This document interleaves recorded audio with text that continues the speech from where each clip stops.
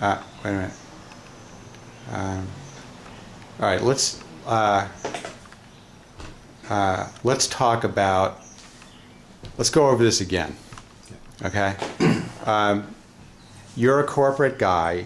You've spent your life working for major institutions and businesses, making money for them, organizing them to make money. Now, they've come to your town to build an aquifer over, to build a parking railhead over your aquifer.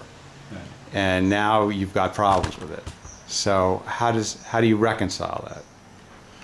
Well, the kind of work that I do, Louis, is I'm interested in companies being successful. And for me, success means, yeah, you are profitable. That's the rules of business. You must be. But beyond being profitable, you also have to be accountable. You have to be accountable to those communities that you serve.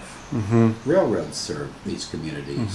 Ford serves the community. And these are important relationships. And we're emphasizing the importance of those long-term relationships because that's the only way these companies are ultimately going to survive and be successful.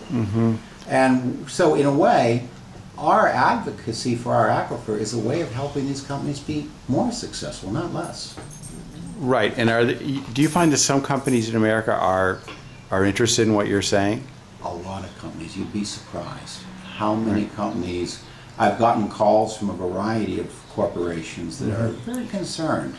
They're concerned about their own reputation. They're concerned about business doing right by the environment. And I think they understand that we have alternatives here, and we just haven't really done a great job of examining them.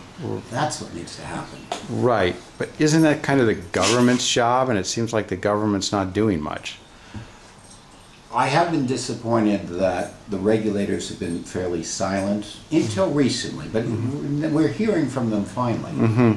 I have been disappointed that some of our political leaders in Massachusetts haven't spoken up firmly and loudly enough. But again, that's starting to change. You know, we're at the moment where the politics, I've always said that change will occur when it becomes bad politics or bad business to do business in this manner. Right. And that's our case.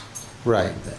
So basically you saw Pan Am in this case, the railroad, with a long, I've seen the record, it goes on for pages and pages of sort of, what would you call that, criminal indictment? It was a record that the Attorney General's office put together to indicate that they have a failure of putting together adequate plans and protecting the environment as it needs to be protected. But when you say they have a probation officer, this sounds to me pretty serious.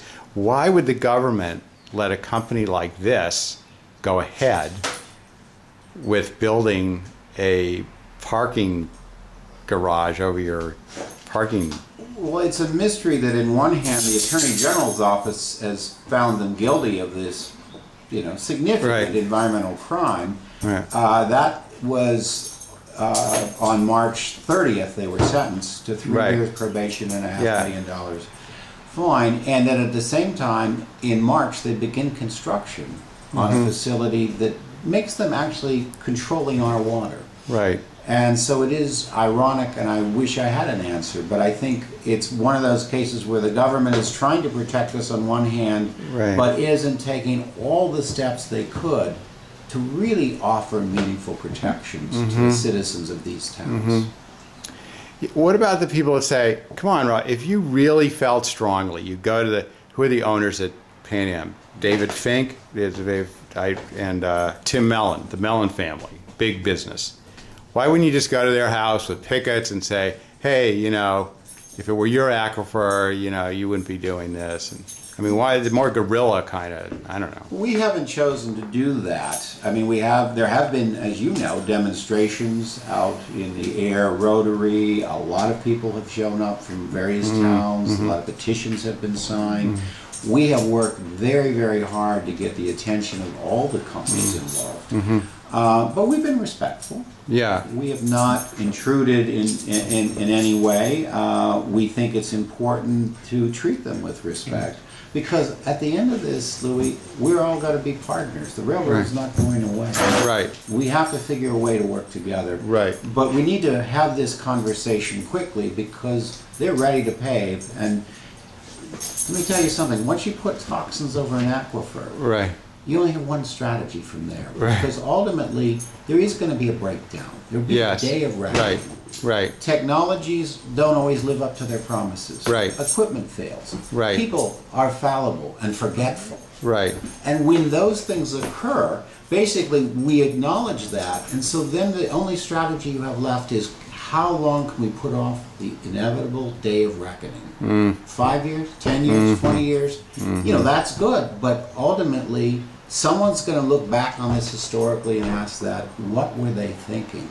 That we were putting toxins over our most valuable resource. Right. Right.